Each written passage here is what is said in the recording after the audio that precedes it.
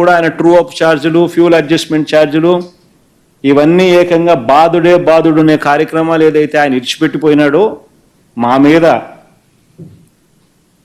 అది మేము ప్రజలకు తక్కువగా ట్రాన్స్ఫర్ చేయగలిగినాం. రాష్ట్ర ప్రభుత్వం భరించగలిగింది, తోడుగా నిలబడగలిగింది డిస్కాములకు. అదే చంద్రబాబు నాయుడు గారు ఏం చేశారు? ఎన్నికలప్పుడు ఏమన్నాడు? ఆ క్లిప్పింగ్ కూడా భలే మొన్న ఎప్పుడో ప్లే చేసిన చంద్రబాబు నాయుడు గారి క్లిప్పింగ్. కరెంటు బిల్లులు తగ్గిస్తాం, అధికారంలోకి వచ్చిన వెంటనే కరెంటు బిల్లులు తగ్గిస్తామని ఎన్నికలకు ముందు ప్రజలతో ఓట్లు వేయించక మునుపు ప్రజలు ఓట్లు వేయక మునుపు ఆయన అన్న మాటలు. ఎన్నికలు అయిపోయాయి, ప్రజలతో పని అయిపోయింది, వెంటనే ఏం చేశాడు? 5 నెలల్లో 5 నెలలు కూడా 6వ నెల కూడా ఇంకా పడలా, సరిగ్గా 5.5 నెలలు ఇప్పటికే.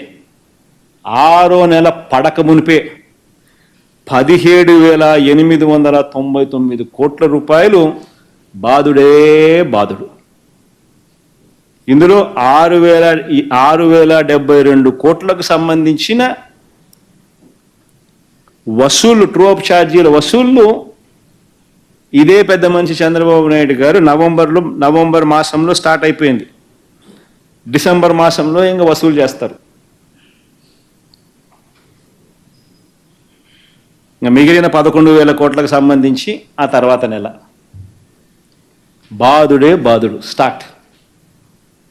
ఆ బాధే కార్యక్రమం అయినా కూడా రాష్ట్ర ప్రభుత్వం నుంచి డిస్కాములకు డబ్బులు ఇస్తే మేము ఇచ్చినట్టుగా 47,800 కోట్లు మేము ఇచ్చినట్టుగా ఈ మాదిరిగా ఇస్తే ఆ బాధుడు తగ్గుతుంది కదా ప్రజల మీద.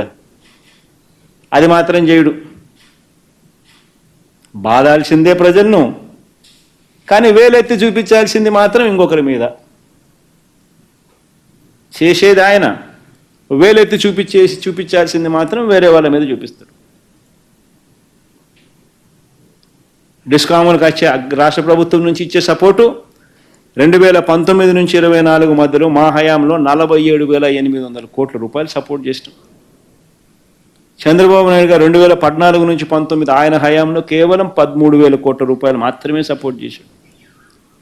ఈసారి బహుశా అది కూడా చేయడేమో. అందుకనే బాధుడే బాధుడికి శ్రీకారం చుట్టాడు. ఇంకొక శ్లోకం చూద్దామా? చంద్రబాబు గారు అంటారు, బడ్జెట్ కాబట్టి ఇవన్నీ చెప్పాల్సి వస్తాం. చంద్రబాబు నాయుడు గారు ఇంకొక స్లోగన్ అంటాడు, బాబు వస్తేనే సంపద సృష్టి అని.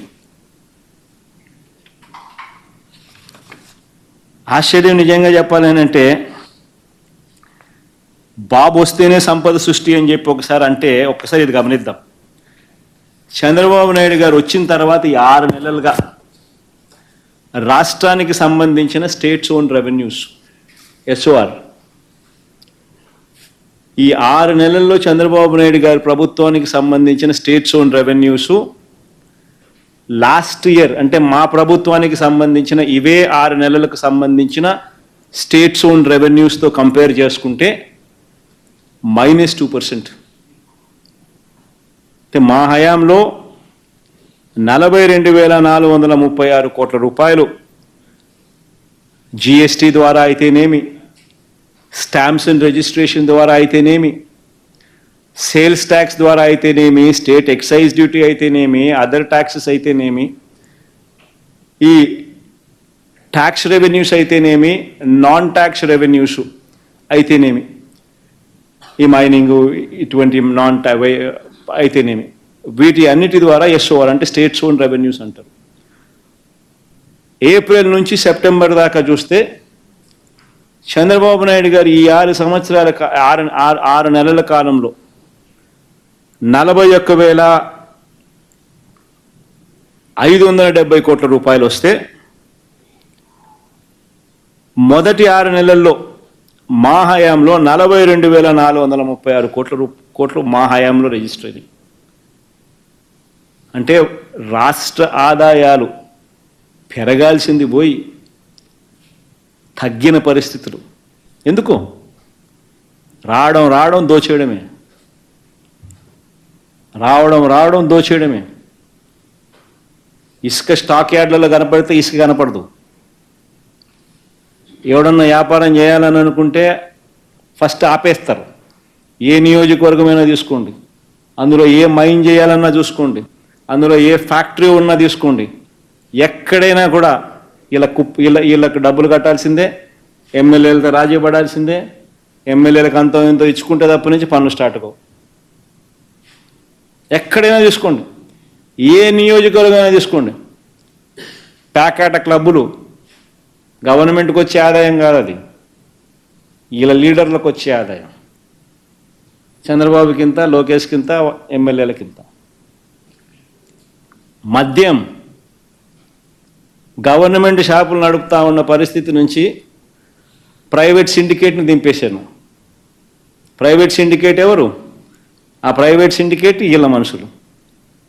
వేరే వాళ్ళు ఎవరు టెండర్లు కూడా వేయకూడదు, వేరే వాళ్ళు ఎవరు పార్టిసిపేట్ కూడా చేయరు, చేస్తే షాపులు నడపలేరు, ఇల్లే.